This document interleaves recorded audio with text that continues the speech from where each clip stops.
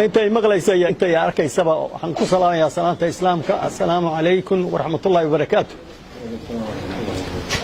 darajadeedu waxa weeye odayaasha nabadoonnada reer leelka si ama tanadan kamid ahay Bashir Carab baa la yiraahdaa dadka in badan baa garanaysa waxaan u sheegaynaa dagaalka dhacayba Soomaaliya ama caalamka dhan ka warramaynaa dagaalka xalay garsoor ka dhacay oo hantidii iyo caruurtii iyo baaqadii lagu laayay dagaalkaas wuxuu daba socdaa 2011 dagaalka ahaa oo nala ku weeraray al-shabaab maanta dawladdu waxay u magac bixisay cabtay iyo dadka qabrolayaasha waxaad moodaa labada hadal inay istabaaqayaan waxaan ummadda u sheegaynaa caalamka oo dhan uga warramaynaa arrintaasi khaladaha loo wajahay mana aha sida loo dhigay ummad dhan oo la xasuuqay oo lagu laayay oo dawladdii magaca ay la lahaayeen ay ku lagu laayay weeye magaca dawladda lagu laayay waxaan ka rabnaa arrintaas waxaanayna dhalinyaradii iyo dagaalka dadkii gali jiray baan gacanta ku haynaa ma rabno in dhiig kale ku daato waxaad hadda sidaad ogtihiin 2 bilood baan waxaanu hawlgal ugu jirnay nabadajin magaalada Galdob iyo Bandiiraley inta ka dhaxle ma rabno inaan marka dadkii ku colaadii shalay anagu aan ka toobad keenay Soomaaliya oo uga digayna inaan ku celinno ma rabno waxaan dawladda Puntland uga digaynaa arrintaas inay ka qoomamayso u sheegto dadkii wax gaareen letoos ka bixiso aad iyo aad baan arrintaas uga warramaynaa sida loo turjumayna ma aha sida anagu aan u dhigay oo runtii oo ilaah ka warqaba weeye dadka hadda ku dhintay dadkii culimada ahaa oo aad loogu hanweynaa weeye ama ganacsatadii ama odayaashii dadkaas weeye dadka ku leeday arrintaas aasaan u sheegaynaa inna lillahi wa inna ilayhi raaji'uun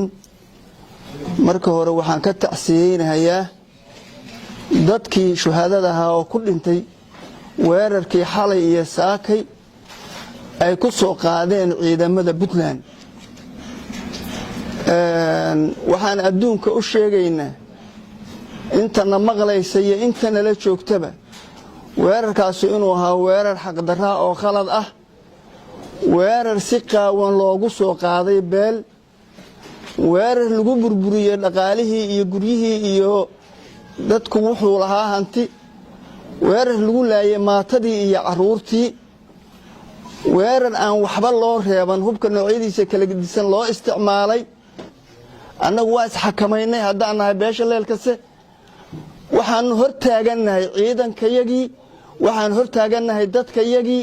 waxaan hortaaganahay dadkii dhibaatadu gaartay oo la xasuuqay oo la baabi'iyay haddaan odayaalnahay waxaan rabnaa dhibaato dambe inaysan dhicin waxaan doonaynaa nabadda sidii aan u raadinaynay inaan u raadino waxaan ka fakaraynaa mustaqbalka iyo danta Soomaaliyeed waxaan ka fakaraynaa danta reer mudug nimankaas soo duulay oo garoowa ka yimid waxaan rabnaa dawladda Puntland ayada ujeedada ay kala hayd ayada taqaanee inay si cad wax uga qabato isla markaana sharciga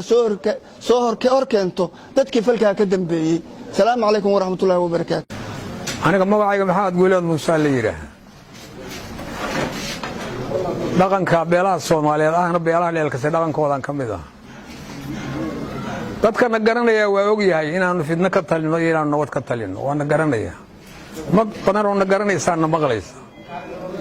odayaasha naga horeeyay oo codkan nooga horeeyay waxay ku hadleen baanu adkaynaynaa inay jiraan waxaan u sheegaynaa beesha caalamka waxaan u sheegaynaa Soomaaliya waxaan u sheegaynaa Puntland maamulka Puntland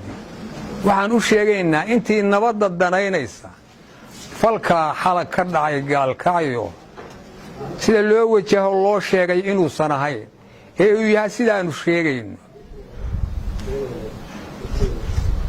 halka waa lagu soo duulay garsoorta koonfuraa la yiraahdaa waa lagu soo duulay hubkii dawladda lagu soo duulay teknikii dawladda lagu soo duulay diraaskii dawladda loo soo qaatay annagu Puntland annaga ka tirsan oo Puntland baa saa yeeshay malihina waxaan leenahay Puntland ciidan ka yimid baa saa yeelay ciidamada Puntland ka yimid baa saa yeelay waxaa loo adeegsaday waxaan aqliga gali karin makhluuq tiro badan oo nus milyuun gaaraya baa waxaa lagu magacaabay maandooriye lagu magacaabay maandooriyuhu qofkii lagu arko ama meeshii lagu arko ama meeshuu joogo ma lagu qabto waxa lagu burburiyay mawlacyadii diinta waxa lagu burburiyay masaajidadii waxa lagu burburiyay sagiirkii waxa lagu laayay caruurihii waxa lagu laayay aqoon-yahankii waxa lagu laayay culamaa diinkii baa lagu laayay markaas waxa la leeyahay waxa laga hortagay cabto iyo waxa laga hortagay maandooriye waxaanu leenahay oo u sheegaynaa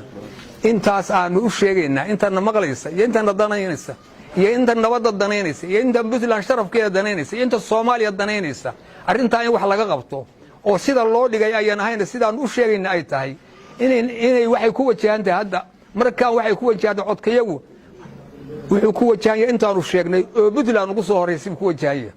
arrintaas baanu ka digaynaa arrintaasaan falxumada sheegaynaa arrintaasaan sida loo dhigay inay ahayn sheegaynaa arrintaasaan mudaharaad ka qabnaa sidii odayaashii hore sheegeen annagu nabadaan ka shaqeynaynaa meel kasta nabadaan xadadaynaa meel aanu joogno dhaqdhaqaaqaanu diidanahay Soomaaliya dhibaatadeedaanu diidanahay Puntland dhibaatadeedaanu diidanahay ehelka dhibaatadiisaanu diidanahay waxaanu raadinaynaa waa nabadda in la arko oo runta laga sheego oo arrintaas noocaasa dadkii caawa falkiyay wuxuu yahay lagu cadeeyo oo dawladda Puntland ay waxay ka qaban lahayd ka qabato adduunka roogaysiiso sidaa weeye waxaanu ka hadlaynaa. Assalaamu calaykum waraxmatullaahi wabarakaatuh.